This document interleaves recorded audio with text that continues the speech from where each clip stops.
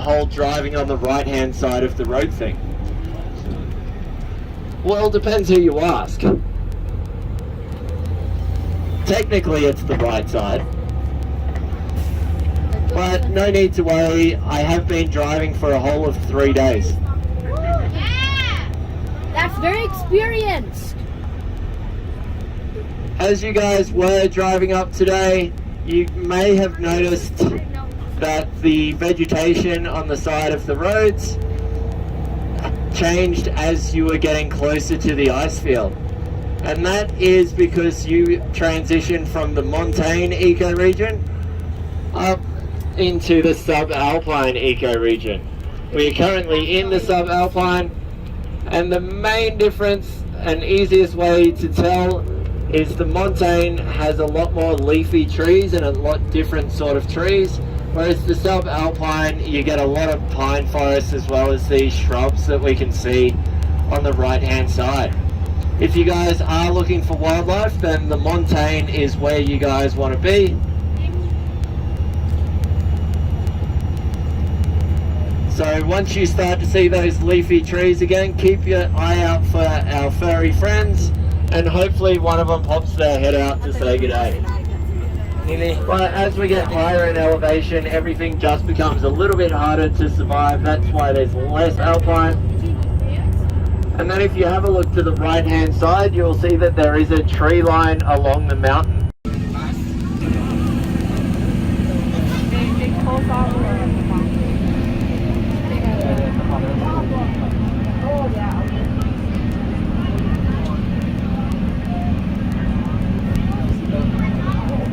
Ang bakla yung sa liga, di ka masakit. Ang magtipid yung buwan mo. Asa man? Sana may doon na bakla sa ulo. Mga mountainers siguro na. Hindi na kayo kasi ako na. Masagkan makaw magbakla itong skila ng mas maraming gato. Hindi rin kayo magsakay beta sa sakyanan nyo. Anak, biya ko ganina. Alrighty, well, having folks here, I'll get you to take a look at the right-hand side of the bus. At the very back of the glacier, you're going to see the ice steps. So there's 3 distinct ice steps, and it's at the top of the 3rd one where the ice field actually begins. You can see the edge of the ice field goes up to the right of the top step, sort of that crust on the mountain there. And it also does a big U shape and goes up to this mountain to the left of the steps as well. At the very top, as you make the turn, you'll be able to see that the ice field goes all the way up to the top of this mountain as well. Now if you were to stand up on the top of the 3rd step and look out towards the BC side, you'd see a desert of ice as far as the eye can see. It's about 165 square kilometers. And the average thickness of the ice up there is around 300 meters or 900 feet thick. Now that's a lot of ice. If you keep looking at the right hand side, you're going to see a couple independent glaciers. The first one there that looks like ice cream scoop has been taken out of the mountain. That's the Andromeda Glacier on Mount Andromeda. And that is classified as a cirque glacier, which means it's making a circular or a bowl shape as it erodes the mountain.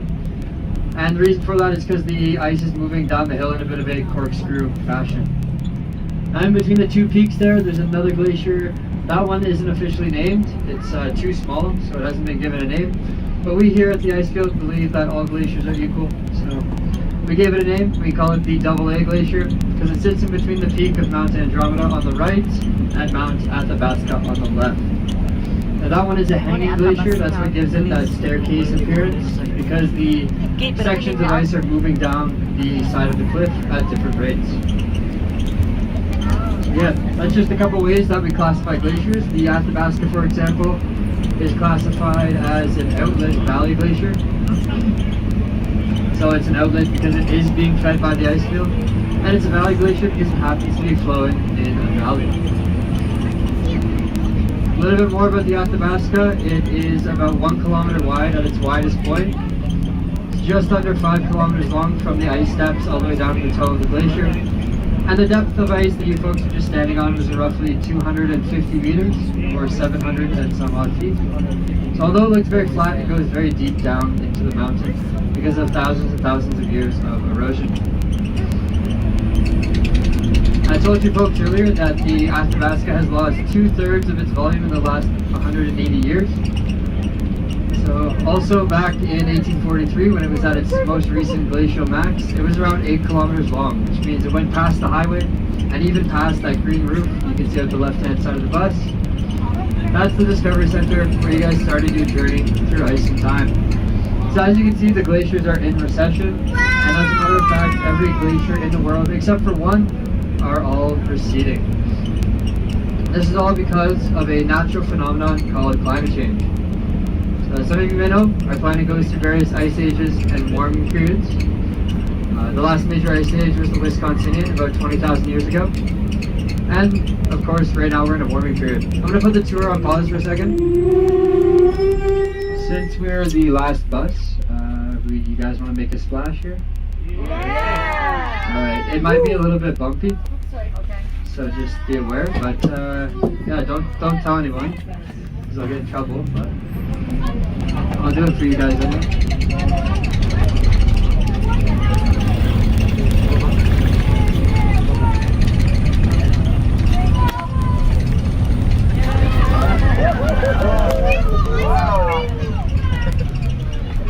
There you go.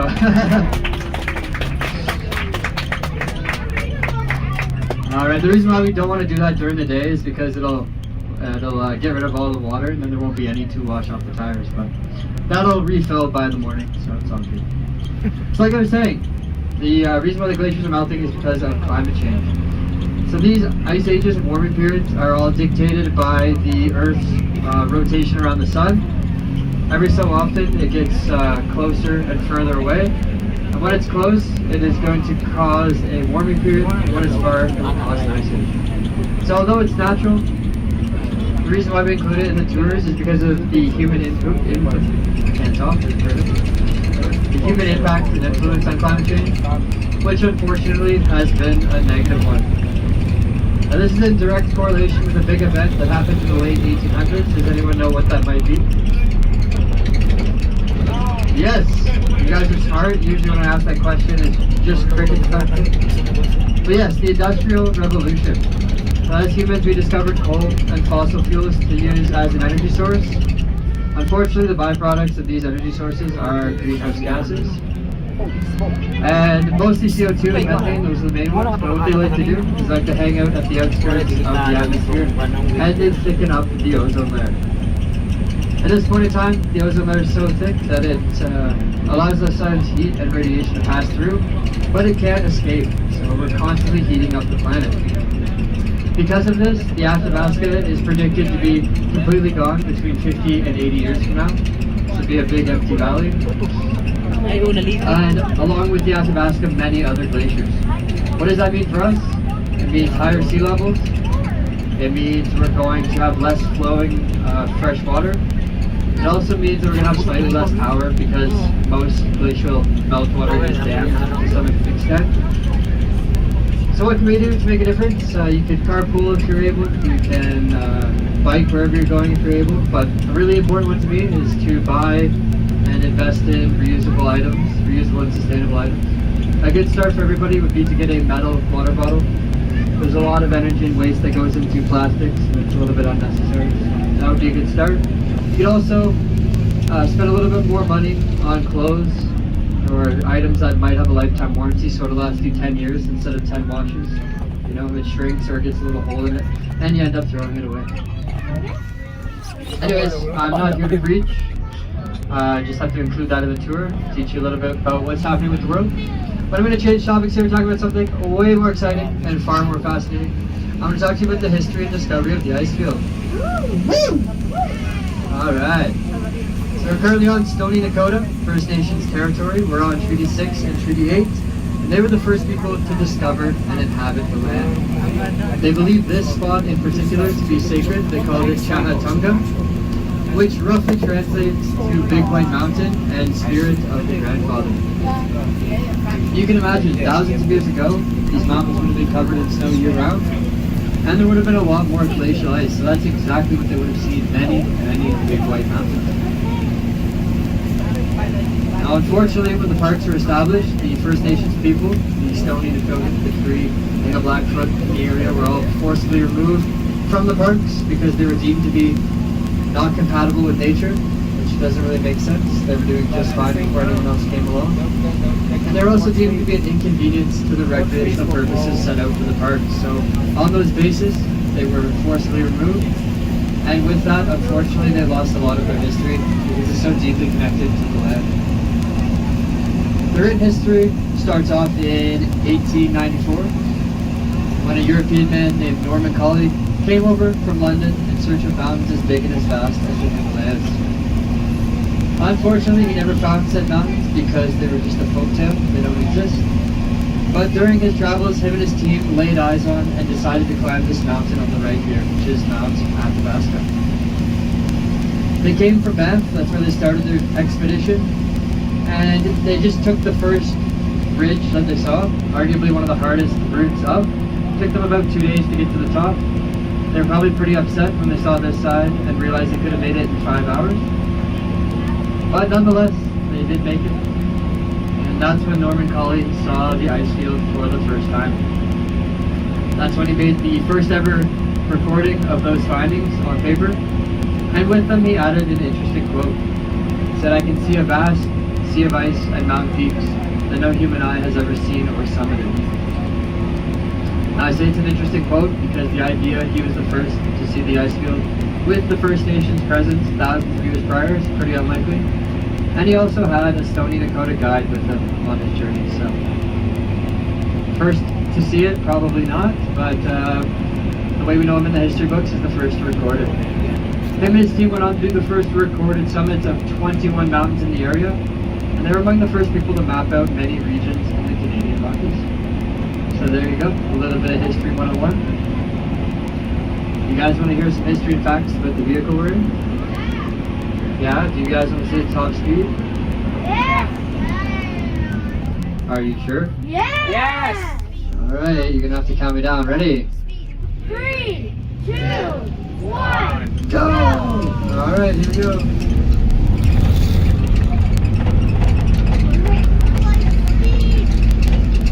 And that's all we got.